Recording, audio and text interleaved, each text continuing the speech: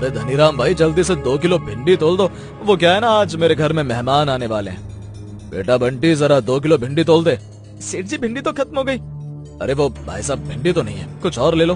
अरे भैया चलो तो ऐसा कर दो कि 2 किलो आलू दे दो। वो सेठ जी आलू भी खत्म हो गए। ऐसा करो मुझे आधा किलो टमाटर दे दो, मैं बाकी की सब्जी कहीं और से ले लूंगा। भाई साहब दरअसल टमाटर भी खत्म है। अरे जब कुछ है ही नहीं, ये दुकान खोल क्यों रखी है, फिर बंद करो इसे। इतना कहकर वो व्यक्ति गुस्से में वहाँ से चला जाता है। क्या रे बंटी, तुझे कितनी बार बोला है ज्यादा सब्जियां उगाया कर।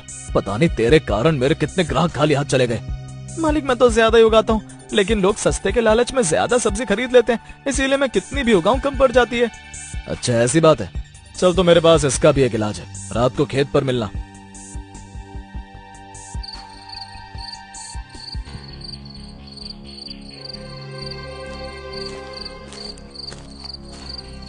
देख बंटी, मैंने नया इंजेक्शन मंगवाया। ये इंजेक्शन पहले वाले से भी ज्यादा असरदार है। इसे लगा दे पौधों पर 2 गुनी सब्जियां उग जाएंगी।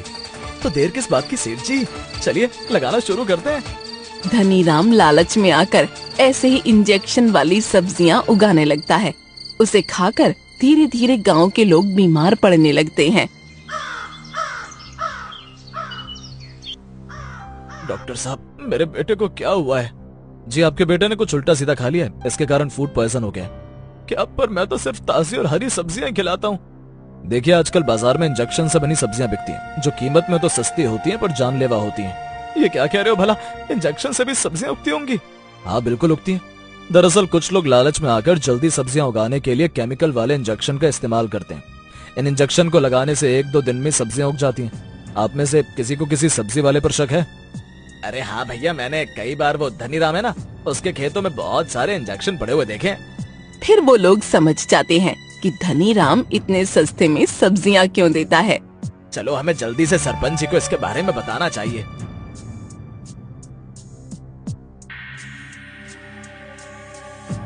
पता नहीं क्या होगा मेरा, इतने दिन तो हो गए काम करते करते, फिर भी दिन में सिर्फ 1-2 किलो ही सब्जी बिक पाती है।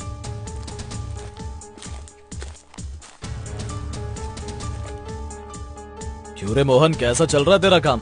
सेठ को देखकर मोहन चौंक जाता है। सेठ जी भगवान की दया से ठीक चल रहा है। अबे रहने दे, मुझे पता है तेरी एक भी सब्जी नहीं बिक रही और तू ऐसे गांव में खाक छानता फिर रहा है। नहीं सेठ जी ऐसी बात नहीं है, धीरे धीरे काम चलेगा।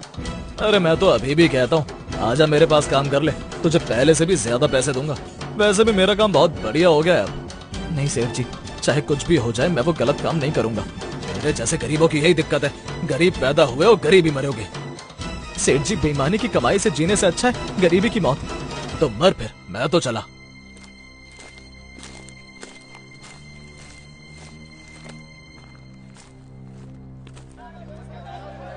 अरे क्या बात है, आज तो मेरी दुकान पर बड़ी भीड़ लगी है। लगता है आज फिर मेरी सारी सब्जियां खत्म हो जाएंगी।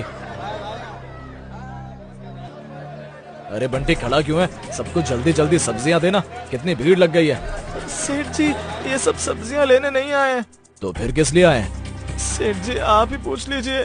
क्या आप सब मुझे बताएंगे कि आप यहाँ क्यों आए? अबे धनीराम के बच्चे, हम सब तेरी हड्डी पसली तोड़ने आए। अरे क्या हो गया भाई साहब, गुस्सा क्यों कर रहे हैं? सेठ जी दरअसल इन सबको पता चल गया कि आप इंजेक्शन से सब्जियां उगाते हो। धनीराम अब तुझे हमारे हाथों से कोई नहीं बचा सकता। तभी वहाँ सरपंच पुलिस के साथ आ जाता है। चल बेटा धनीराम, तूने बहुत चूना लगा दिया लोगों को। अब देख मैं तुझे थाने ले जाकर तेरी कैसी अजामत बनाता हूँ। नहीं इंस्पेक्टर साहब, मैंने कुछ नहीं किया, मैं बेकसूर हूँ। अब तो थाने जाकर ही पता चलेगा।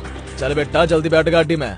फिर इंस्पेक्टर बंटी और धनीराम को पकड़कर ले जाते हैं।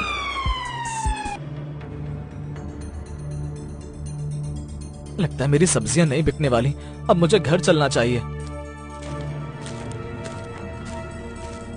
अरे भैया टमाटर कैसे दिए हैं? भैया सिर्फ 30 रुपए किलो। अच्छा ये बताओ ये टमाटर असली तो है ना? हाँ भाई असली है, पर मैं कुछ समझा नहीं। दरअसल थोड़ी देर पहले धनीराम को पुलिस उठाकर ले गई क्योंकि वो इंजेक्शन से सब्जियां उगाता था। आखिर भगवान ने सेठ के कर्मों का फल उसे दे ही दिया। क्या हुआ भाई? कुछ नहीं भाई, मैं ईमानदारी से काम करता हूँ, तुम कभी भी मेरे खेतों पर आकर देख सकते हो। चलो तो भाई जल्दी से 1 किलो टमाटर दे दो। ऐसे ही धीरे धीरे लोग मोहन के पास आने लगते हैं और कुछ ही दिनों में उसका काम अच्छा चलने लगता है।